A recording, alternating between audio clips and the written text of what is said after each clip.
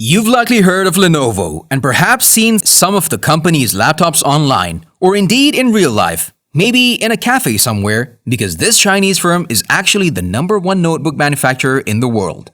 Lenovo has lots of hardware out there and many popular brands including Ideapad, with the S145 being a budget model which starts from a very low price point. And as you might expect, as such, the Lenovo Ideapad S145 cuts corners in an effort to keep the price down.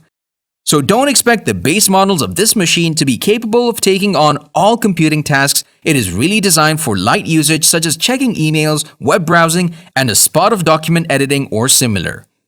Before we start, go ahead and subscribe. Also press the bell button to get the latest updates. Without any further delay, let us start. Lenovo's Ideapad S145 is primarily aimed at the budget end of the market, and the entry-level models are priced at a temptingly cheap level. The S145 is a fairly portable laptop which isn't particularly weighty, and while it's fashioned from plastic, unsurprisingly at this price point, for a budget notebook, it's actually relatively robust and solidly enough put together. The base models use Celeron or Pentium processors, which means that with these machines, you won't be able to run demanding apps or computing workloads, but they'll be fine for your typical sort of light usage, as we've already noted. Therefore, the foundations of this machine are certainly solid, but what are the other pros and cons to be aware of here? It is great to get a large 15.6-inch display at this price point, with plenty of screen real estate for, say, watching movies or maybe even a spot of light gaming. However, there are some quality issues with the screen, which is only 1366 by 768 resolution, so not very sharp and a bit lackluster overall. If you want something more powerful than those aforementioned basic Celeron or Pentium chips, the more expensive versions of the Ideapad S145 offer up to 10th Gen Intel Core i7 processors, which give you an engine with far more grunt.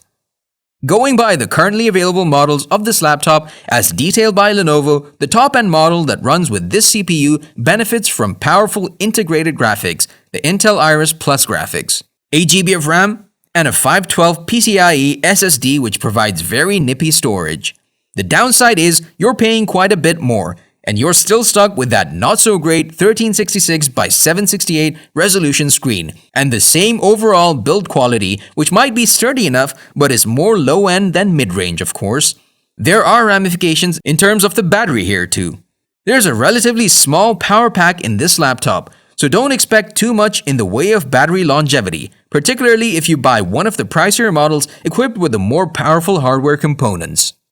The base models, all the really cheap Celeron and Pentium variants, all currently run with a 1 TB hard drive, so the good news there is you've got lots of storage for a laptop. The bad news, it is a 5400 RPM hard disk, which isn't the end of the world, but it doesn't offer the snappiest loading times for your applications.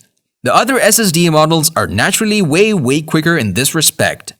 It is possible to open the S145 by undoing about 10 screws, and as many customer reviews have pointed out, once inside, it is easy to upgrade the memory and that slower hard drive to an SSD. Upgrading those components will not cost much and will give you a much peppier laptop than the basic version. However, opening the machine will void the warranty. You will not have any comeback, so any user upgrade is undertaken at your own risk. So we wouldn't recommend this course of action.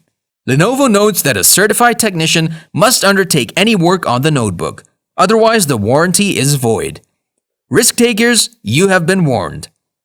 The Ideapad S145 features a 15.6-inch non-touchscreen display with full HD resolution and 220 nits of maximum brightness. According to Lenovo, the screen is capable of covering 45% of an unspecified color space, though we think it's sRGB.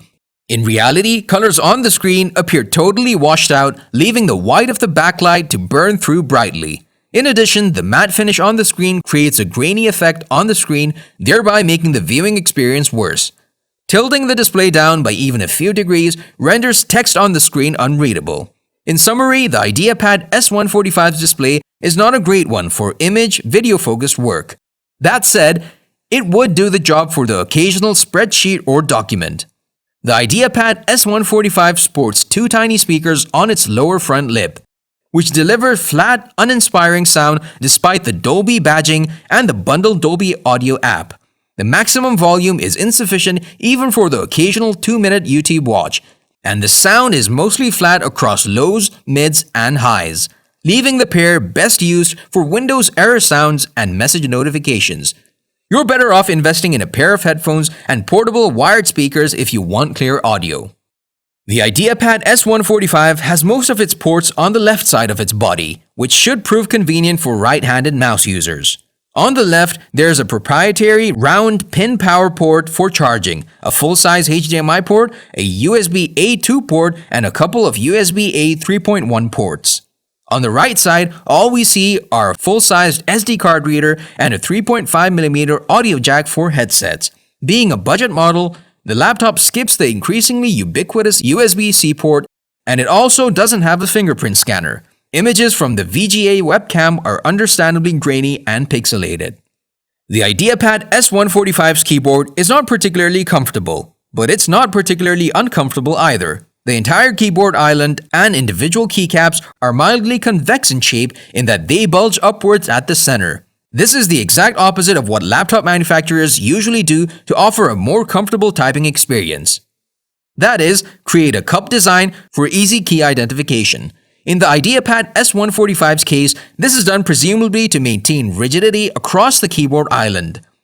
On the plus side, the number pad section includes dedicated keys for media playback. That is play, pause, next track, and previous track. If anything, you'll wish the keys were backlit, but that is a bit much to ask for from a laptop of this price range. Because it's not a Windows 10 recognized precision unit, the touchpad is sluggish and uneven in tracking the movement of the pointer across the screen. The acceleration of the pointer too varies with the direction of the fingertip movement, making for an unpleasant touchpad experience. A triple tap opens up Windows Search by default, and Windows Settings only lets you adjust the sensitivity of the touchpad unit. Surprisingly, the click buttons under the touchpad's plain plastic surface have a great feel. All things considered, you're better off getting yourself a wired or wireless USB mouse. The Lenovo Ideapad S145 is a good option at the budget end of the market, and in the main, it cuts the right corners, maintaining a decent enough build quality for a cheap machine. The display is not the best, but there have to be compromises somewhere when making a budget-friendly notebook. The higher-end options currently sold by Lenovo may not make all that much sense for the reasons we have gone into above, but it's still useful to have options, of course. Moreover, who knows, maybe a well-placed hefty Black Friday discount could make one of those normally much pricier models into a much more compelling proposition. That is all for today, folks. Tell us in the comment section about your point of view. See you soon with another amazing video.